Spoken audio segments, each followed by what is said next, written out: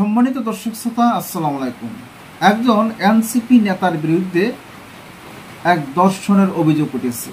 আজকের জনপ্রিয় পত্রিকা কালের কণ্ঠের একটা শিরোনামে দেখেছি, হাজারীবাগে এনসিপি নেতার বিরুদ্ধে বিয়ের প্রলোভনে দর্শনের অভিযোগ।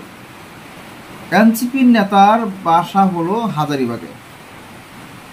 এক নারীর সাথে সে প্রেম করেছে, প্রেমের সম্পর্ক হয়েছে এবং সেই নারীকে সে বিয়ের প্রলোভন দেখিয়েছে।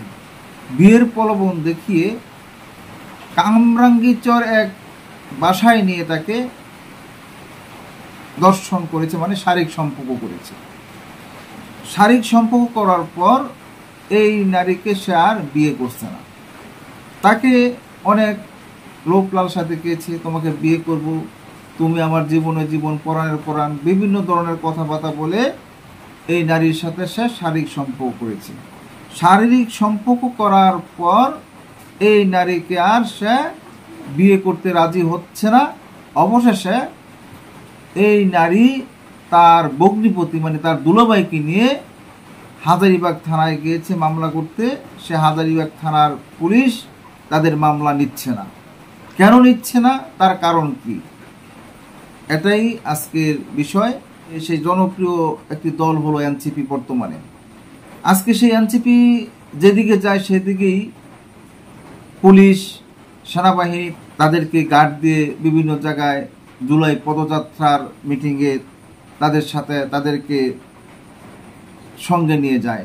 এনসিপির নেতার বিরুদ্ধে এই নারী কেন এমন একটি অভিযোগ তুলল, এর কারণ কি, এটা মিথ্যা নাকি সত্য, নাকি এনসিপিকে ছোট করার জন্য এই ধরনের কাজ করেছে?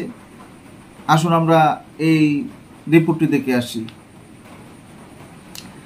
রাজধানীর হাজারীবাগে জাতীয় নাগরিক পার্টির এক সদস্যের বিরুদ্ধে বিয়ের প্রলোভনে ধর্ষণের অভিযোগ করেছেন এক নারী।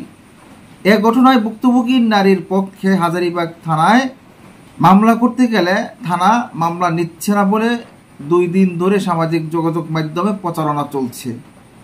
পুলিশ বলছে এনসিপির এক নেতার বিরুদ্ধে এক নারী ধর্ষণের অভিযোগ করেছেন।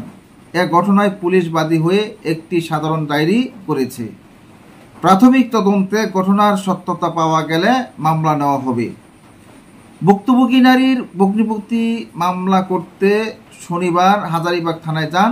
তিনি আজ রবিবার গণমাধ্যমের কাছে দাবি করেন 8 বছর ধরে ওই ছেলের সঙ্গে তার শালিকার প্রেমের সম্পর্ক। বিয়ের প্রলোভন দেখিয়ে গত জুন মাসে তার শালিকাকে ধর্ষণ করেন।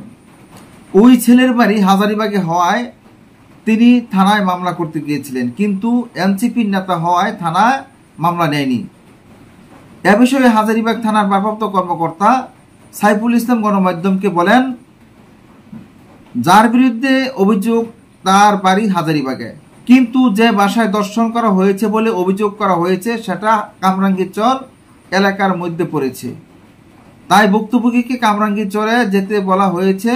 মামলা না নেওয়ার অভিযোগটি সঠিক নয়। পুলিশ সূত্রে জানা গেছে যে যুবকের বিরুদ্ধে অভিযোগ, তিনি হাজারীবাগ থানার এনসিপির নেতা বলে ভুক্তভোগী নারী ও তার পরিবারের সদস্যরা অভিযোগ করেন। এনসিপির কয়েকজন নেতাকর্মী থানায় এসেছিলেন। তাদের দাবি, ধর্ষণের সঙ্গে জড়িত থাকলে তার বিরুদ্ধে মামলা হলেও তাদের আপত্তি নেই, কিন্তু তাকে যেন ফাঁসানো না হয়। তবে এনসিপির সূত্র বলছে, হাজারীবাগে এনসিপির কোনো কমিটি হয়নি।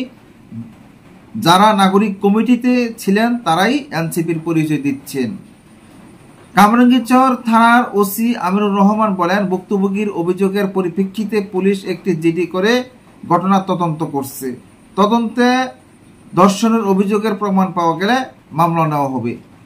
সম্মানিত দর্শক শ্রোতা, আপনারা এই রিপোর্টের মাধ্যমে জানতে পেরেছেন যে এখানে এনসিপির নেতার বিরুদ্ধে যে অভিযোগটি তোলা হয়েছে, এই অভিযোগটি কতটুকু সত্য, এটা যখন প্রমাণ হবে তখনই পুলিশ এর বিরুদ্ধে একটা মামলা নেবে, কিন্তু এর আগে মামলা নেবে না।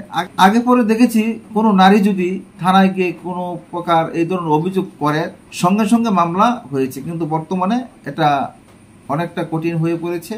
এটা যাচাই বাছাই করে তদন্ত করে তারপরে তার মামলা হবে।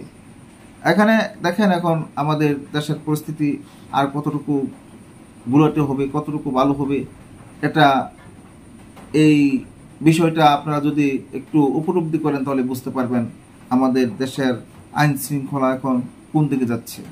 তাই নিয়ে বেশি কথা বলতে চাই না, আজ এই পর্যন্তই। আল্লাহ হাফেজ।